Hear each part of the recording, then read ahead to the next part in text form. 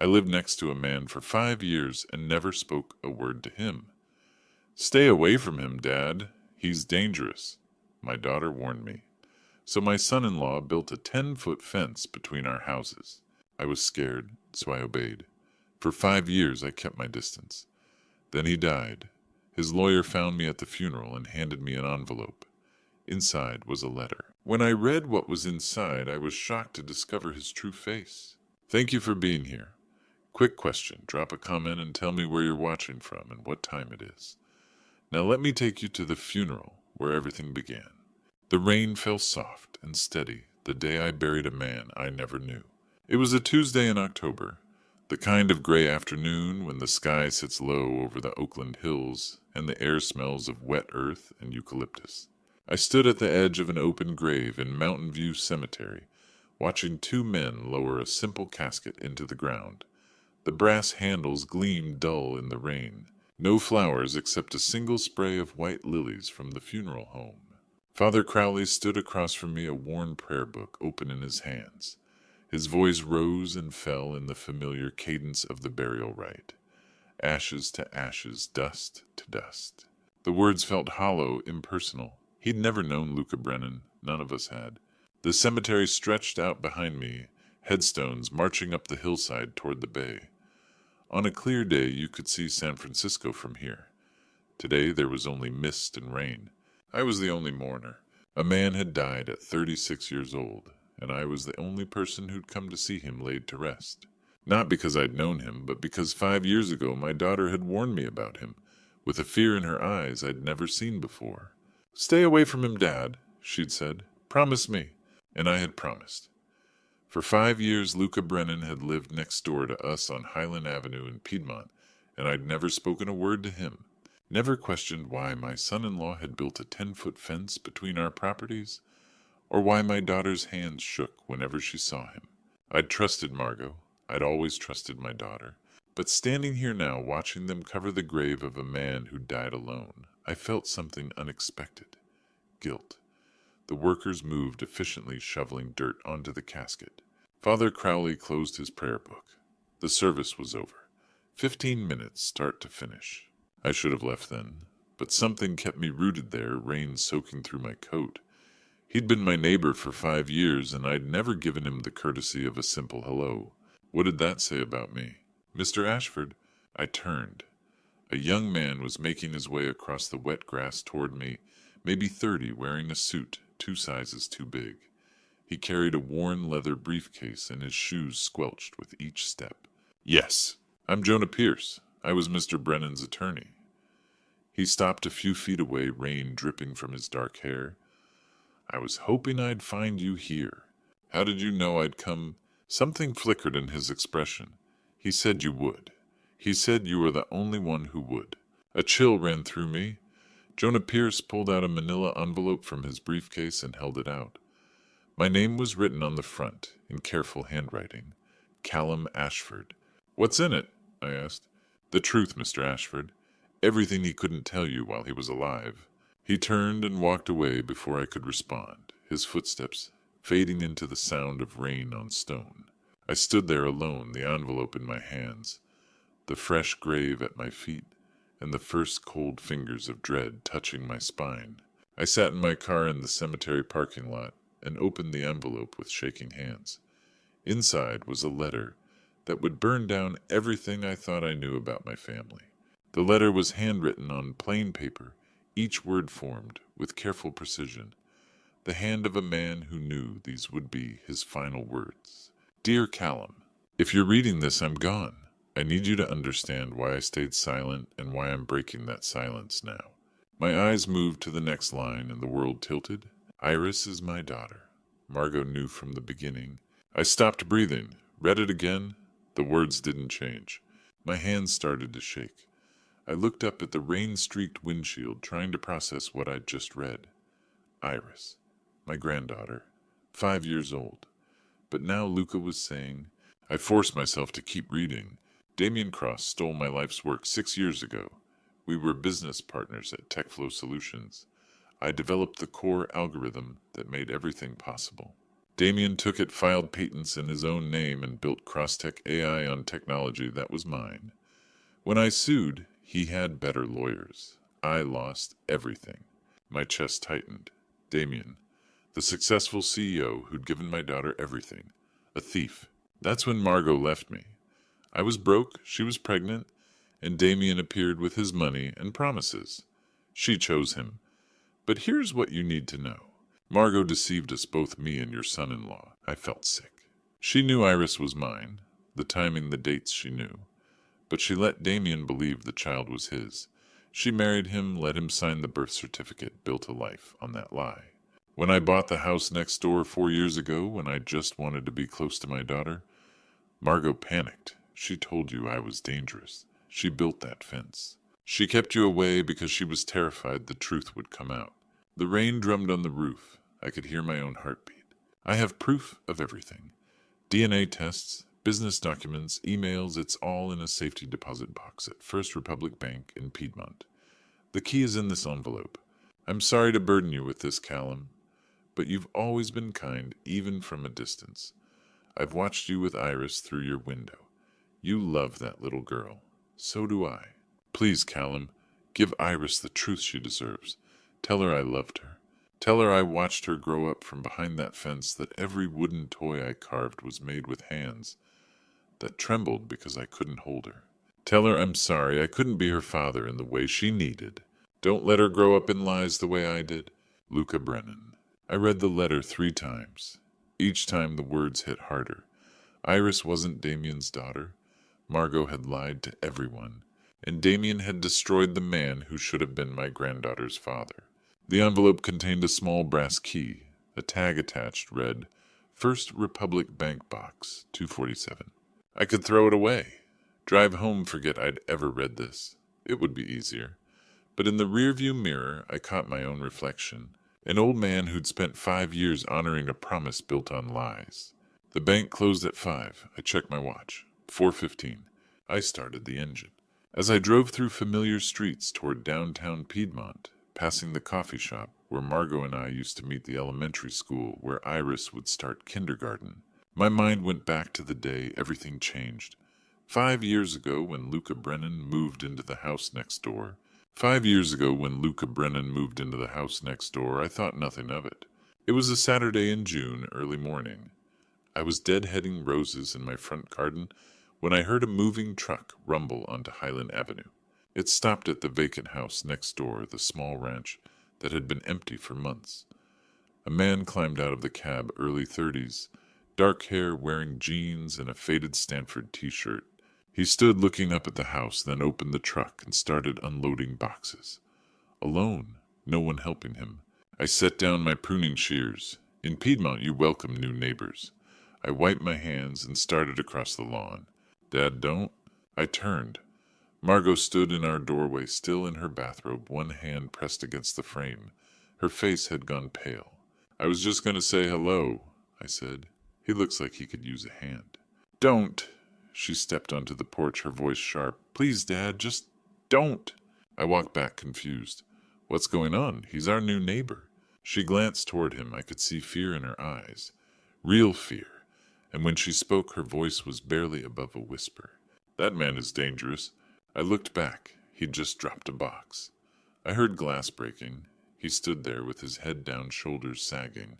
Dangerous, I said. Margot, he looks harmless. He's not. Her hands were shaking. She crossed her arms to hide it. He's obsessed with me, Dad. From my past. Before Damien. What are you... You wouldn't understand. Her voice cracked. Just trust me. Please, stay away from him. Damien appeared behind her, dressed in expensive casual clothes, his hand protective on her shoulder. Your daughter's right, Callum, he said, calm and confident. That guy has serious issues. He's been fixated on Margot for years. We're considering a restraining order. I looked between them, my daughter trembling, my son-in-law solid and reassuring.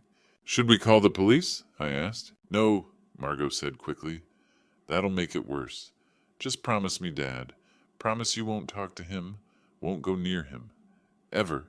I'd always trusted my daughter. Even when I didn't understand her choices, I trusted she knew what was best. I promise, I said. A week later, the construction crew showed up. Rex Malone ran the crew, a thick-necked man who'd built half the fences in Piedmont.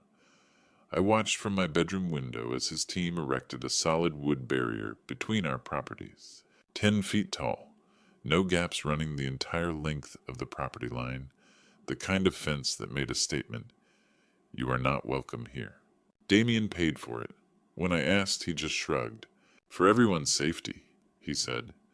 Now he can't see into our yard, can't watch Margot and Iris, but that night I stood at my bedroom window and looked down into Luca Brennan's backyard.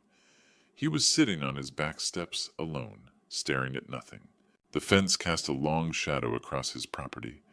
He looked small behind it, sad not dangerous. Something didn't add up, but I trusted Margot. I'd always trusted my daughter. That trust would cost me 5 years of truth. 5 years of letting a man suffer alone while I stood on the other side of a fence and did nothing. The fence didn't keep them apart, not completely.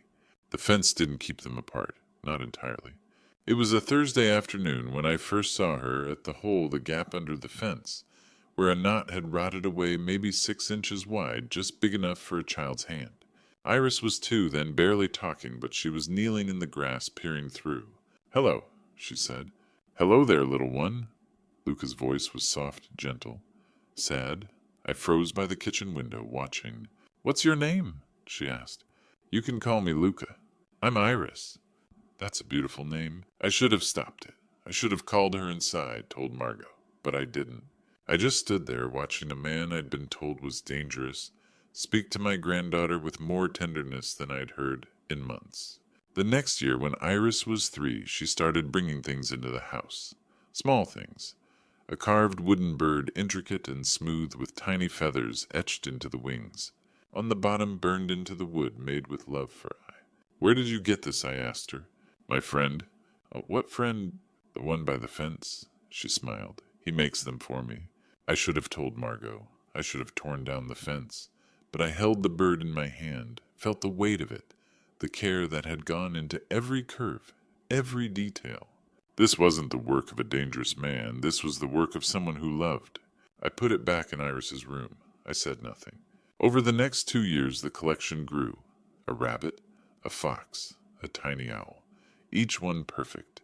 Each one inscribed the same way, made with love for I. By the time Iris was 5, I had stopped pretending I didn't know. I would see them through my bedroom window, Iris kneeling at the fence, Luca on the other side. His voice too faint to hear, but his posture gentle, patient. Sometimes he would pass her a new carving through the hole. Sometimes they just talked. 3 weeks before he died, I saw him for the last time. He was thin, gaunt. His hands shook as he knelt by the fence, handing Iris one final bird, a cardinal painted red. "You keep this okay," he said. His voice cracked. "And remember me? I'll always watch over you." "Why?" Iris asked. "Because you're the best thing I ever made." I watched him stand slowly, painfully, and walk back to his house. He didn't look back. That was the last time I saw Luca Brennan alive. He died 2 weeks later, and I had done nothing. I had kept his secret. I had let him suffer alone. I had watched him love my granddaughter from behind a fence because I'd been too much of a coward to ask why. I should have asked. The bank was quiet when I arrived.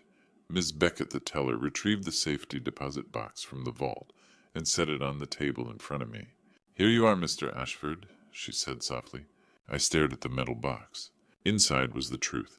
The private room at First Republic Bank was small and sterile, all fluorescent lights and beige walls.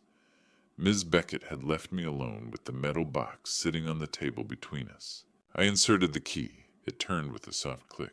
Inside, the truth was waiting. File 1 DNA test results. The letterhead was clinical. Official. Gene Tech Laboratories, San Francisco, dated 3 years ago.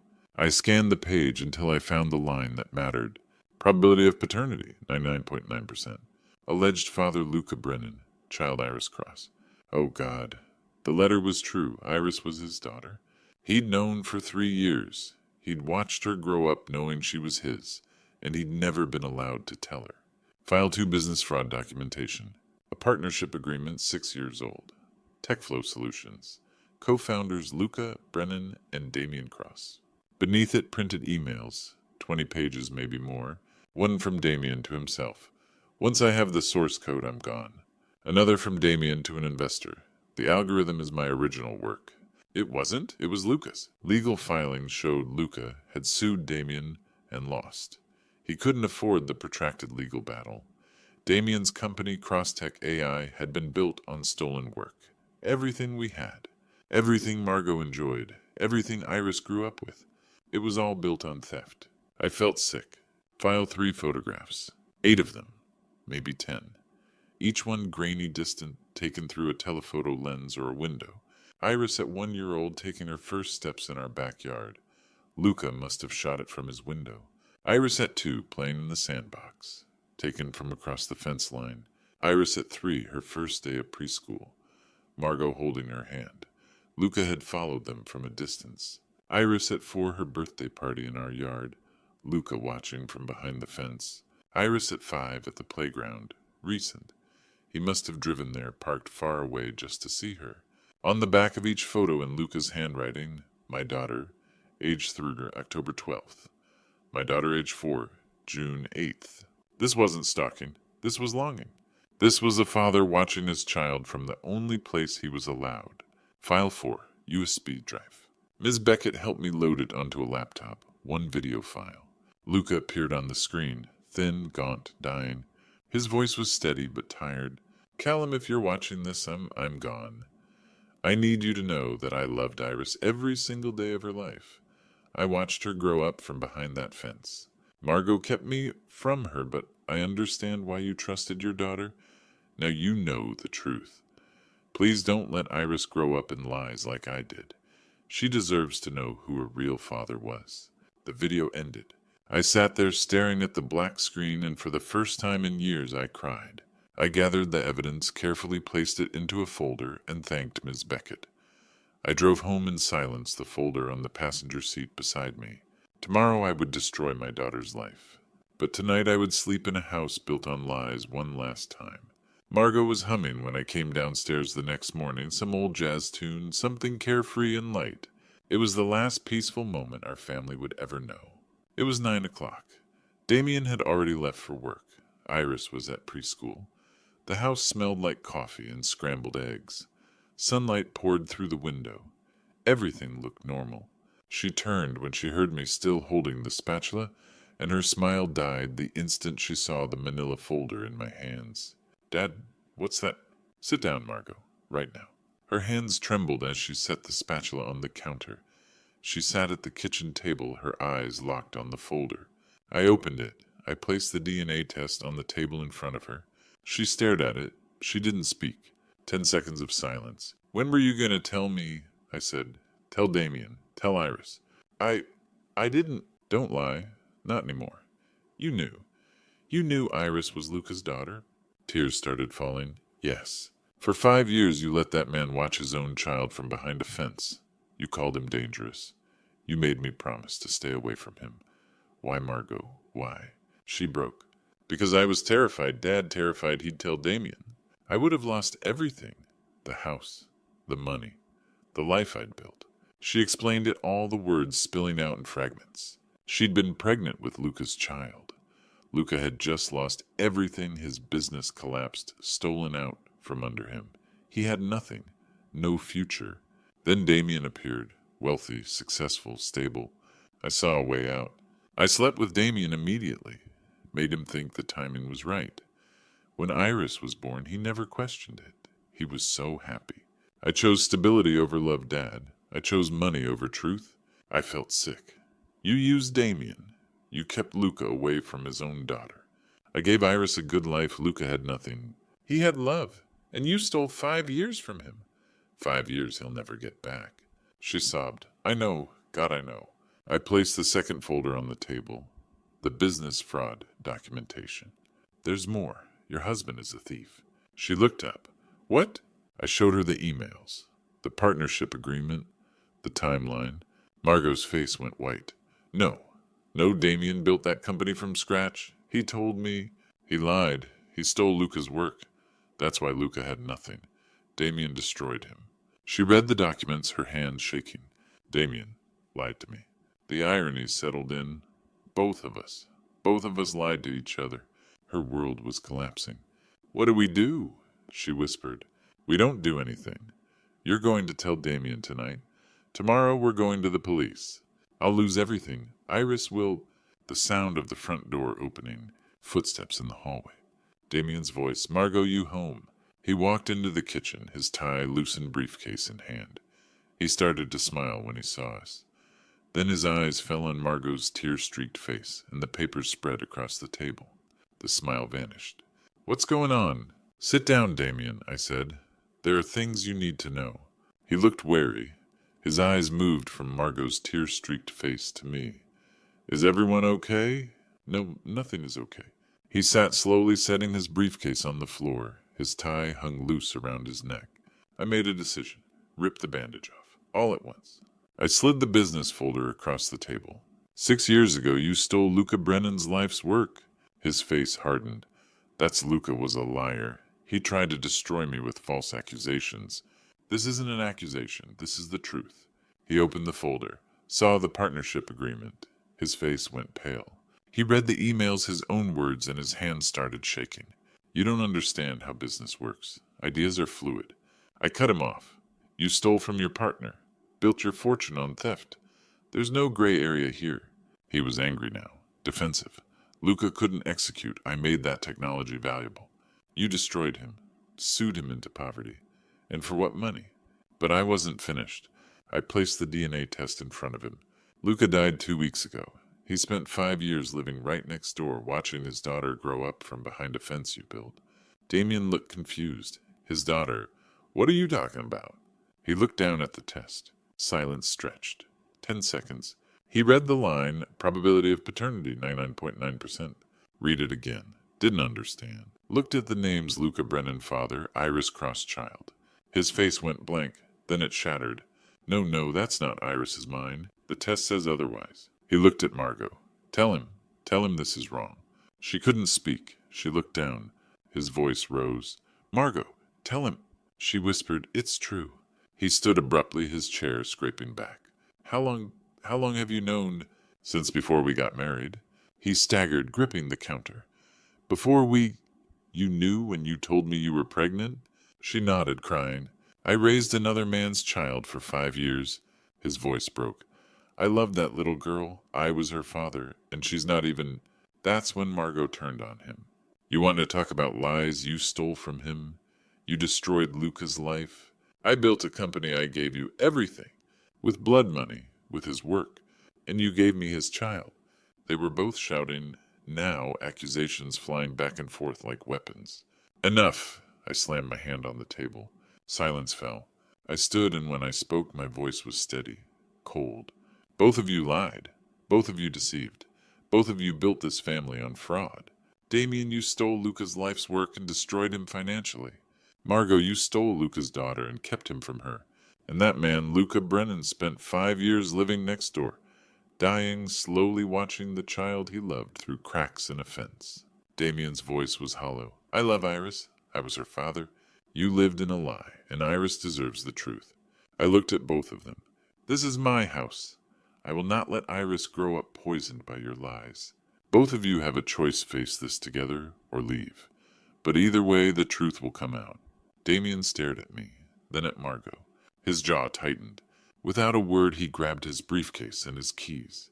He walked toward the front door, opened it, paused. He didn't look back.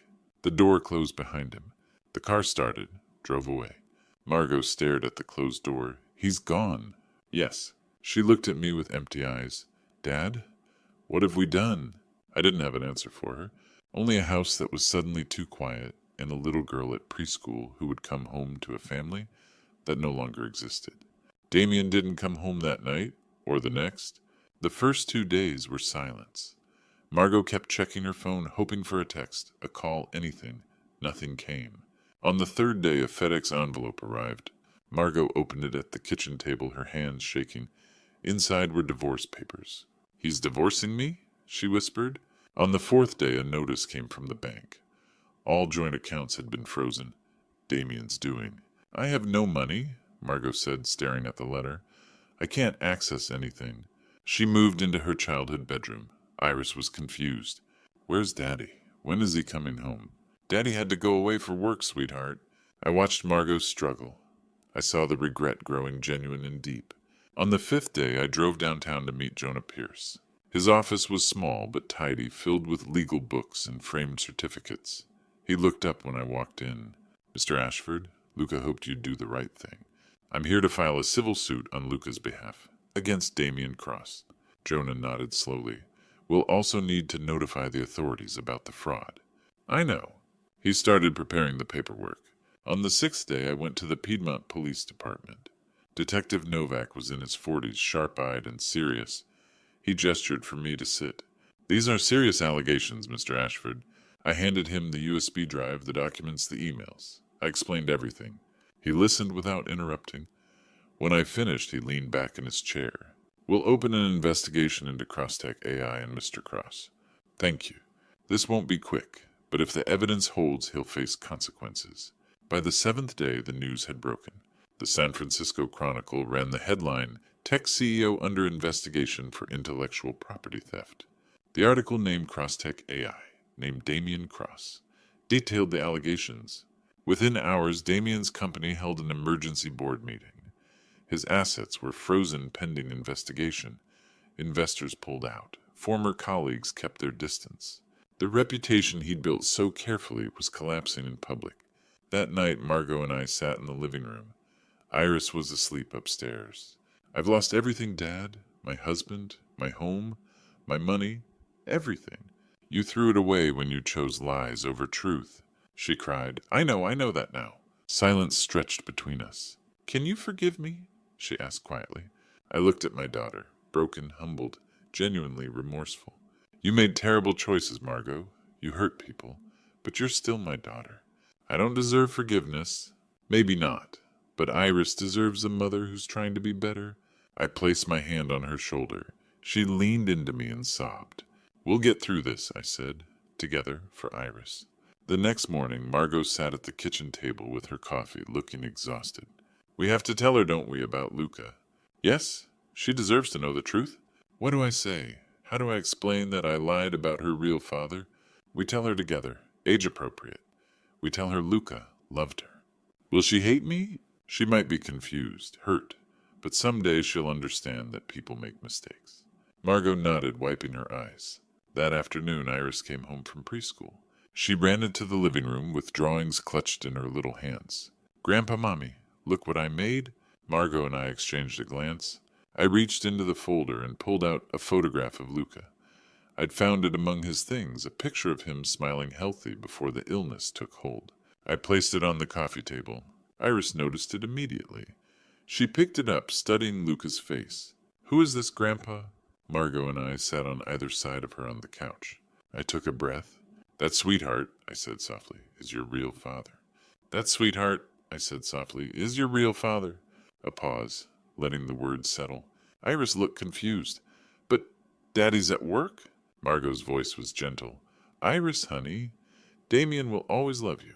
But this man, Luca, he was your father first. I have 2 daddies. You had one daddy who raised you and loved you very much, and one daddy who couldn't be with you but loved you from far away. Iris studied the photograph. Where is he? Margot's voice caught. He passed away, sweetheart, a few weeks ago. Did he know about me? I took her small hand. He knew about you every single day of your life. I walked to my study and returned with the box of wooden toys, birds, animals, all carved by hand. Iris's eyes widened. Those are my secret toys. Luca made these, with his own hands, for you. I turned one over, showing her the inscription made with love for I. Iris traced the letters. That's me. He spent hours on each one, because he loved you. Why didn't he tell me? Margot was crying. Because grown-ups made mistakes, sweetheart. I made mistakes, and I'm so sorry. Iris looked at the photograph. Can I visit him? I nodded. We can visit where he's resting. 3 days later, we drove to Mountain View Cemetery. The sun was out warm and bright. It felt like hope. We walked up the hill together. The headstone was simple. Luca Brennan, 1988-2024. Beloved Father. Iris knelt and placed the wooden cardinal on the grave. Hi, Daddy. Grandpa said you loved me. I like my toys, thank you. Margot knelt beside her, tears streaming. Luca, I'm sorry. I'm so sorry for what I did. You deserved to know her. She deserved to know you. I placed my hand on Margot's shoulder. Iris looked up. Grandpa is Daddy in heaven. I think so, sweetheart. Will you tell me stories about him? Every day. 3 months later, January sun warmed the backyard. The fence was gone. In its place, a simple gateway connected the two properties. I sat on the porch with my carving tools. Iris sat beside me with a small knife carefully supervised. We were making a bird together. Like this, Grandpa. Just like that. You've got a natural gift. Like my real daddy. Just like him. Margot stepped outside with hot chocolate. She wore her retail uniform now, a modest job, honest work. She sat with us and picked up a piece of wood carving, too. I watched her. She was trying, changing. Damien's company had dissolved, his assets seized. He'd moved to Seattle. We hadn't heard from him since. Mommy, look, I finished the wing. That's beautiful, honey. Margot looked at me. Thank you, Dad, for forgiving me, for helping me be better. You're my daughter, and Iris needs her mother. And Grandpa, Iris added. We laughed. That afternoon we drove to the cemetery. A small pile of wooden birds sat on Luca's grave, a growing collection. We placed our new carvings beside them. And we're trying, Luca, Margot whispered, to be better, for her. I made this one myself, Daddy, Iris said. Back home, Iris ran through the open gateway and played in what used to be Luca's yard. Margot and I stood on the porch watching. 2 properties merged, barriers removed. Iris laughed free. The truth had cut through our family like a knife. But in the wound it left something new was growing. Luca Brennan had given us a gift, not just Iris, but the chance to live honestly. The fence was gone, the lies were exposed, and in the wreckage of what we'd been, we were building something true. Grandpa, Mommy, come see what I found? Iris was holding something in Luca's old garden. Margot and I walked through the gateway together and joined her in the garden that had once been divided. I looked back at the property line where the fence used to stand. Somewhere I hoped Luca Brennan was smiling. His daughter was loved, his truth was known, and the fence that kept him from her was gone at last. Looking back, I wish I'd asked questions sooner.